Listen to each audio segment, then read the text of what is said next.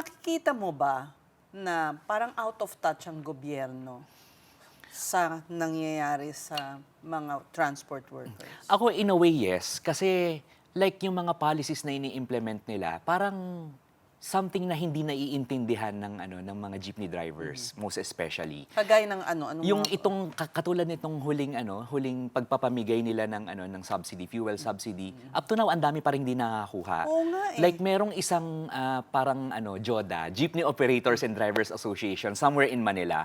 Parang sa kanila, lahat sila hindi pa nakakuha. Despite the fact that they've been driving, ang mas masakla pa dito, yung iba consolidated na nga. So, in essence, they followed the law na mag-consolidate, and yet sila yung wala pa nakukuha na tulong from the government. Hindi ko alam kung ano yung problem dito. Oo nga, nakakainis mapakinggan ng inefficiency nila. And this is something that we've seen kahit pa nung pandemic, nag-extend ng tulong ang gobyerno dun sa sector na ito. And yet, post-pandemic, hindi pa rin naayos yung database. Until now, ang dami pa rin hindi nakakakuha ng tulong, which is frustrating for many of them. Kasi 1 month na rin, diba? I mean, we're now in the 6th week already of the war. Gerard, marami pa rin hindi nakakakuha. So, hindi pa rin ma-pinpoint din kahit ng gobyerno kung saan nangyayari yung breakdown dito sa pag-distribute ng subsidies. Well, ang sabi nila, inaayos nila. But up to now, yung DSWD nag-move na sa provinces from NCR. Pero up to now, ang dami pa rin hindi nakakuha ng sinasabing fuel subsidy from the Department of Transportation. Nakakarampot kung tutuusin. Tapos itong service contracting scheme, baka ganyan din mauuwi na may mga ibang grupo lang ang mabibiyayaan. Ako personally, having covered this same scheme during the pandemic, ang nakita ko, well, it's something good for the commuters. Kasi libre ang pamasahe nung sa EDSA busway, most especially during the pandemic. It's something good for the commuters. But the problem is, ang daming mga jeepney drivers na actually ako hindi ko alam kung meron jeepney drivers talaga na naambunan, so to speak, nitong service contracting na ito. So puro bus lang. We don't really know. Up to now, I don't really know. Alam mo, they don't explain well. Yes, Hindi yes. sila transparent with the announcements. Ano pa ba ang mga reklamo dito sa gobyerno? Yeah, that's one. Yung isang na-interview ko kanina, ang sabi niya, parang April 15 na to, that's Wednesday next week. Hindi pa rin sila informed kung paano gagawin, qualified ba kami, paano ba makasali dyan. So, totally clueless sila sa kung anong mangyayari. Ang isa pa na problem na nakita nila, parang yun nga, medyo out of touch ang government. Hindi nila naiintindihan kung ano yung nangyayari on the ground. Pero when it comes to this service contracting program, ang plano din ng gobyerno ay mag-install ng GPS sa mga jeep. Paano ba mag-work yun? I don't really know.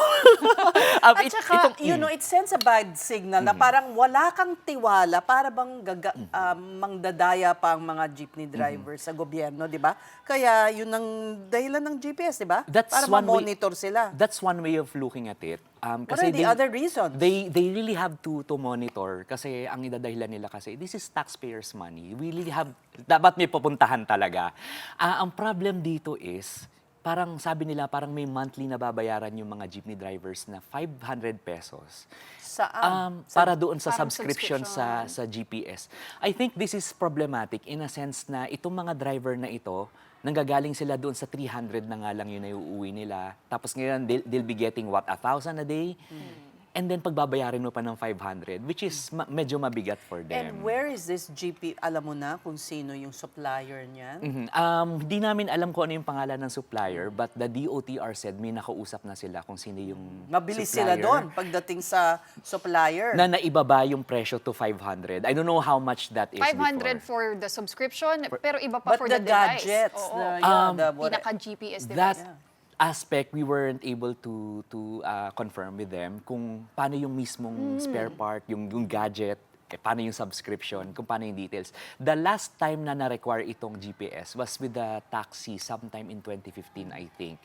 Na tinatry nilang i-modernize yung fleets ng taxi natin. But that particular move, hindi na rin nagkaroon ng follow-up kasi na-overtake na sila ng TNVS, di ba? So now, hindi natin alam kung ano na, what happened. Well, in a way, itong service contracting, relief din naman yan for the drivers, di ba? Yes, Sabi of nila, course. malaking tulong yan kasi babayaran sila per kilometer. Pero yung another concern for them is gaano ba kabilis nila mare-receive itong bayad from the government, considering nung pandemic, Gerard, kahit yung mga bus, hanggang ngayon, di pa nila Hindi pa nakukuha. nababayaran. That's why pinupush nila yung GPS para daw mas mabilis makapag ng Compute. payout sa mga drivers. Kasi kung hindi GPS, manual silang babantayan ng GPS sila, hindi nga sila makagawa ng listahang maayos ng lahat ng mga driver, di ba? Yun And na lang. also, I think that's I know. problematic in a sense na yung mga hindi nabayaran during the pandemic, ang sabi nila kanina sa amin, hindi raw nag-reconcile yung data from the GPS and the data from the DOTR. I don't know kung ano yung re-reconcile nila. But the thing is, may problem din with the GPS system. So, medyo malabo yung ipapatupad. So, itong mga pag-cope naman ng mga jeepney drivers, saan sila, yung mga ayaw na yung mga ayaw na magmaneho, anong trabaho may nag-aantay bang trabaho sa kanila? Ang kwento lang sa atin ng mga yung mga kapwa nila driver, yung iba, wala, talagang pahinga lang. Sabi ko, paano sila mabubuhay kung hindi sila magtatrabaho? Siguro ang misis merong... Siguro, ganun. May konting kabuhayan siguro, or siguro nakapangutang. We don't really know. But one thing's clear, sila yung kawawa, sila yung victims dito sa scenario na to. Pero ang mga pasahero naman, willing magbayad ng mas malaki, hindi ba? Yes, Kaya yes, nakakagulat din, balikan na, i-replay natin yung unang-unang pasok ng krisis na sinuspindi yung pisong fare hike. Yes, Oo. yes, yes. Ano yung pakiramdam nila nun? Nung sinuspend yun, syempre they felt betrayed. Na parang ito na nga lang yung inaasahan namin para makaraos kami sa napakataas na presyo ng fuel. And then, hindi siya napatupad. Now, ang nakakatuwa dito, yung mga private citizens, parang nagkukusa na sila. Like, may isang nagkwento sa akin, ang ikli lang ng route, it's less than 5 kilometers. Binigyan daw siya ng 50 pesos. Just one passenger, binigyan siya ng 50 pesos, manong keep the change. Marami raw ganun ngayon. Na kahit 13 pesos lang yung base fare, everyone's willing to shell out extra. Pero do they feel self-pity pagka ganyan na parang halos manlimos na lang sila? Halos, parang ganun di ba? Well, I think we've Merong seen the nakakababad worst. ba ng dignidad? I think we've seen the worst during the pandemic. Yun yung talagang nanlilimos na sila. Kasi bawal silang bumiyahe nun, bawal mag-public transport yung mga tao. I think that's the worst. Right now, sila yun nandito sa stage na, sige, kaya pa. Pag nag-200 per liter ang diesel, mukhang iyon yung talagang baka Worst balik case tayo dun sa scenario. panlilimos. Right now, kaya pa. Alam mo yung lagi nilang daing, yung mga oil companies, mga dambuhala, mga ganon, no? Ano ba sa tingin mo, based on the pricing and everything, and matagal ka na nag-cover ng transport sector, may collusion nga ba and indecent na nga ba ang profits ng mga oil companies? Sa tagal ko nag-cover ng business, alam mo parang para siyang something that we just tolerate. Ang tagal na niyang problema, ang dami ng attempts by the lawmakers to unbundle the prices of fuel just to see kung alin ba Parang dito may yung transparency profit. man lang. Paano yung components ng binabayad ng mga tao? Saan dito yung kita, saan dito yung expense, saan dito yung nalulugi? I think it's really high time na talagang yung mga lawmakers natin should push for the unbundling or at least ma-check lang man lang itong mga to because we're all in the dark kung saan nga ba napupunta yung binabayad natin. Because last night we were also talking to Sunny Africa, tapos sinabi niya na ang windfall na nakuha ng mga oil companies aabot na sa 47 billion pesos, and that's in March alone because of the high prices, diba? So, Because their inventory was at a Bought, was yes. bought at a Way very low before the price pa. conflict. Tapos di na-justify nila eh. It's hard. Go ahead, sorry. kasi they're saying, ganun yung presyo, kasi yung bibilhin nila in the future, mas Mahal na. mahal. It's based on futures din, diba? Pero, ang tanong ko, Gerard, tali ba talaga yung government natin? Tali yung mga kamay nila in checking kung may profiteering ba, may price gouging? I think in terms of imposing prices, yun yung medyo tali yung government. But yun nga, nabanggit ng ilang lawmakers, they can still do something to prevent these abuses. Kasi hindi ba pwedeng ang, let's say, ang legislature natin mag-pass ng law to tax the profits this year? Yes. Diba? Oo. To I think limit. that's one. I think that's one.